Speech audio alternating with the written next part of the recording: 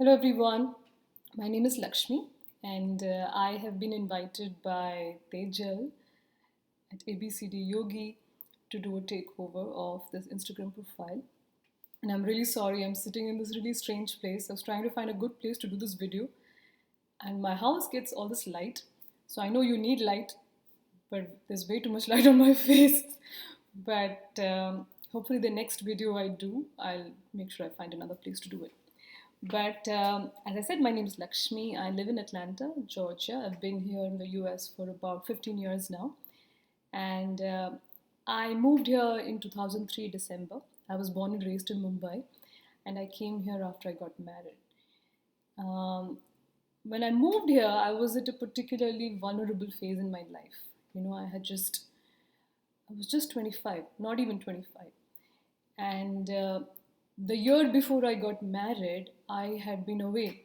I had been away from home. I was out of the country for work for almost a year. And then I got back to Bombay.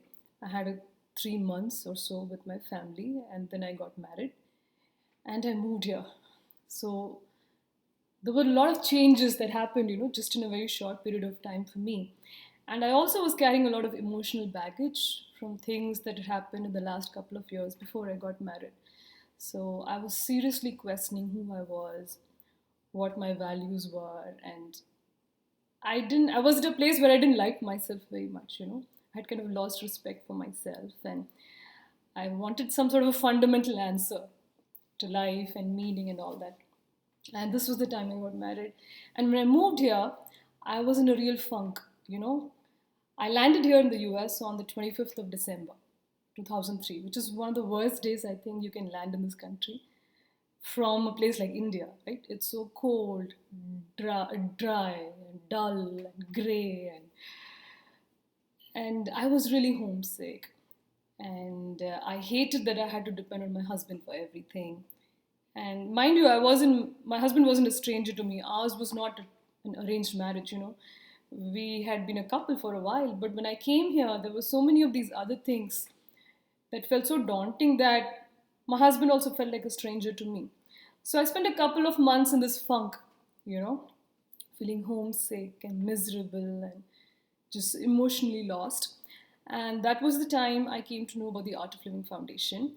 So, Art of Living is a non-profit organization. It does a lot of work in the areas of stress management, health, wellness, uh, you know, prison inmate rehabilitation, veterans programs, and all the programs are based in techniques of yoga, meditation, pranayama. So I did the introductory workshop, which is called the Art of Living course at the time. And the core of most of the Art of Living courses is a breathing technique called Sudarshan Kriya. It's a rhythmic breathing technique, and you practice it every day. It takes about 20 minutes. So I started doing the technique, and it really helped me. It really made me feel, it really balanced my emotions. It kind of got me to a place of acceptance. Acceptance about my life, about where I was, about my situation, and it really made me feel a sense of okay about what was going on in my life. And as I started doing the practices, I became really a happier person. I got more involved in the Art of Living community here. I started doing other workshops. I did silent retreats. And in September 2004, I was initiated into a meditation practice called Sahat Samadhi. And I started to meditate every day. And I got more and more involved in organizing and coordinating and, you know, programs for the community and so on. And eventually I ended up becoming an instructor. So I started teaching the Art of Living program for teenagers. They also have their own breathing technique, and we also do a lot of processes and games. We have discussions about sex and peer pressure, drugs. And then I went on to become an instructor for the same program for little children. They also have their own little breathing technique and lots of games and fun yoga. And then I became an instructor for adults. So I started teaching the same workshop that I had attended in the first time. And life continued. I was feeling really wonderful. I also ended up becoming an instructor of meditation.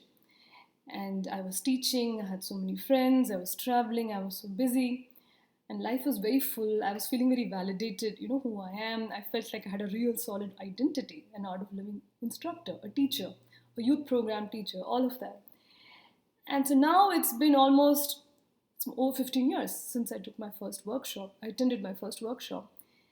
And I don't teach anymore. I'll talk about that later.